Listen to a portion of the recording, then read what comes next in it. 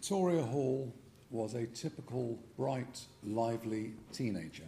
Her father described her as having been a happy, loving child.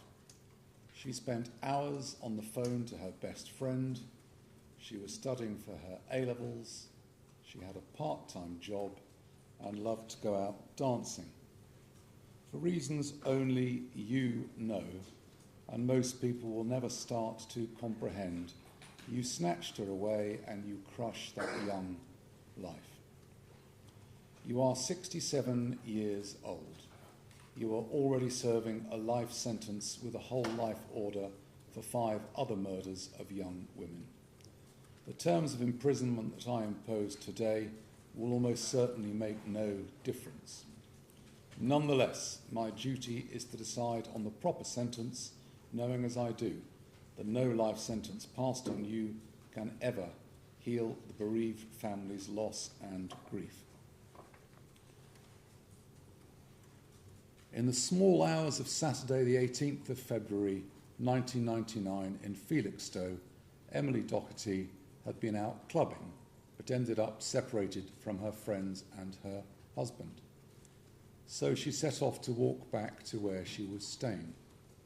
You tried to kidnap her, but she was too alert and too quick and escaped, managing to rouse a couple by banging on their front door, who then called the police.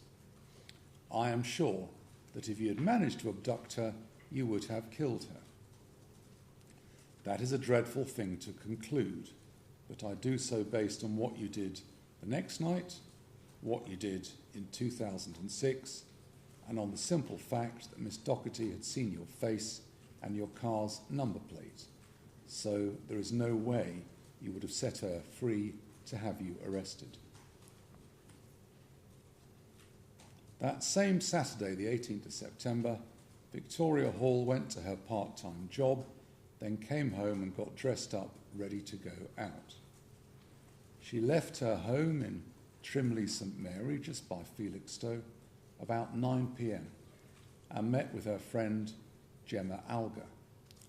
The two of them went to the Bandbox nightclub in Felixstowe. They had a drink, they danced with each other, and at 1 a.m. they left.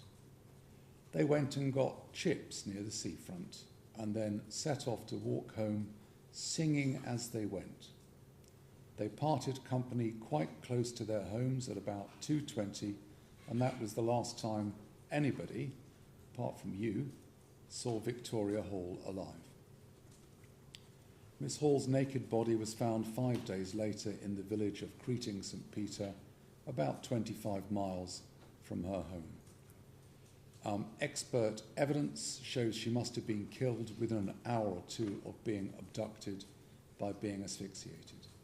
I conclude that I cannot approach the sentence for the murder in 1999 on the basis I'm punishing a serial killer, as you were not yet that. And there is at least a steer against regarding you as such in Stewart and others, the case I've already referred to. All the aggravating factors I have already listed would have led, under the old rules, to a minimum term slightly above 40 years. But given your late guilty plea, I deduct 1/20th, so 40 years is the term I will impose. Even if this was your only life sentence, given your obvious dangerousness and your age, it is extraordinarily unlikely you would ever be released. Given the sentence already imposed for your other dreadful crimes, it is well nigh certain you will die in prison.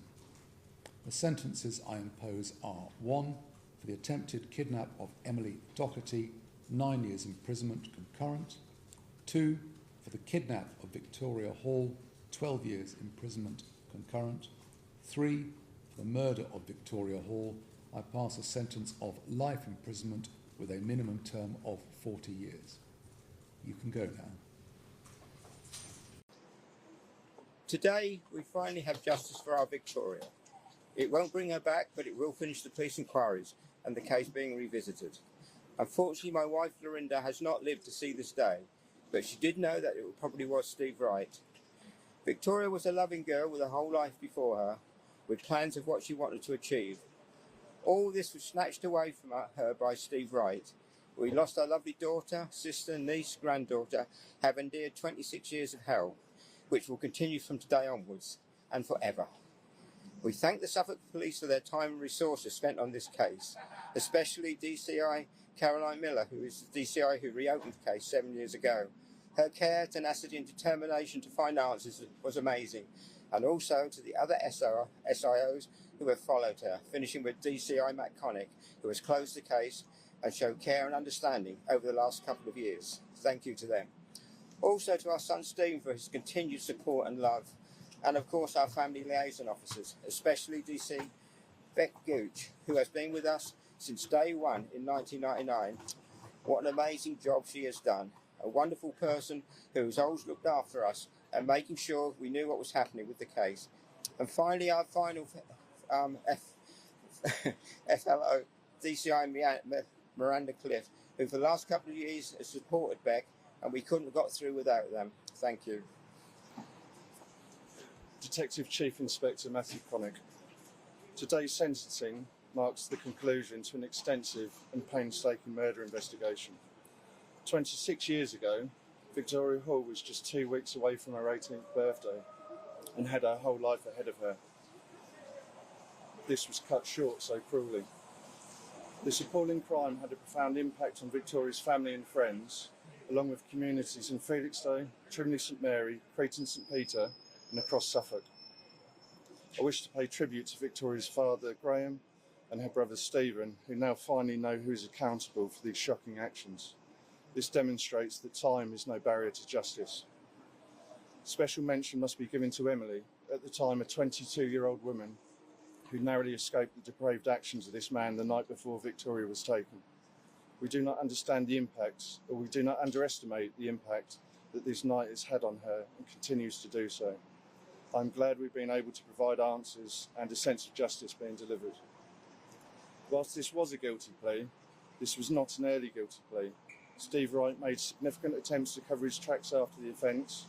He was interviewed twice by police over the course of 2 years, whilst the investigation developed, and was in the court system for 21 months with legal hearings challenging the evidence.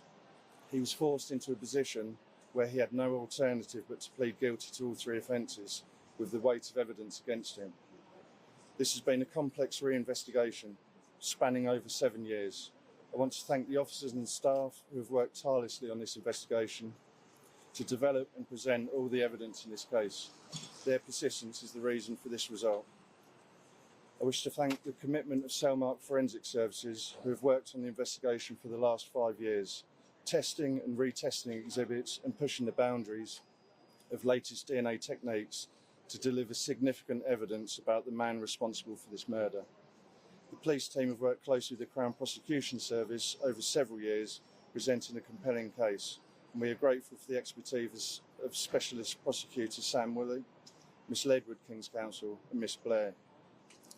To all the witnesses who were prepared to attend court to give evidence at trial, despite the passage of time, and to all those who provided information to assist the police inquiry since 1999, thank you. This was always about Victoria Hall and her family. They have been front and centre and a consistent source of motivation to the police investigation team. They have shown strength, courage, dignity and support to the investigation team, and our thoughts remain with them today and for the time ahead. Good afternoon, my name is Samantha Woolley and I'm a Specialist Prosecutor with the Crown Prosecution Service. Firstly, on behalf of the CPS, I would like to pay tribute to the late Victoria Hall, for whom justice has finally come after 26 years. Much attention will be made of Steve Wright being convicted of another murder, attention he will likely enjoy but does not deserve. The strength of our case, which featured a wealth of evidence, gave him little option but to admit his guilt. Quite simply, he represents the very worst of humanity and is exactly where he belongs, in prison. There are 2 tests we must meet before prosecuting someone. Firstly, that there is sufficient evidence, and secondly, whether it is in the public interest to do so. Was it in the public interest to prosecute a man who was already serving a whole life order for crimes committed over 20 years ago? The answer to that is a resounding yes. Justice for Victoria demanded nothing less. The hard work of Suffolk Police since the restarting of this investigation in 2019, which I have supported since the early 2020, along with fellow colleagues from the Crown Prosecution Service, has resulted in justice now being served. Our message could not be clearer. We will relentlessly pursue justice for victims and families, no matter how many years or decades have passed. Time is no barrier. Our thoughts today remain with those who loved and cherished Victoria, and with everyone whose lives have been affected by that devastating loss. We also hold in mind Emily Doherty and her family, who continue to feel the impact of her ordeal. We stand with each of them in this incredibly difficult time. Thank you.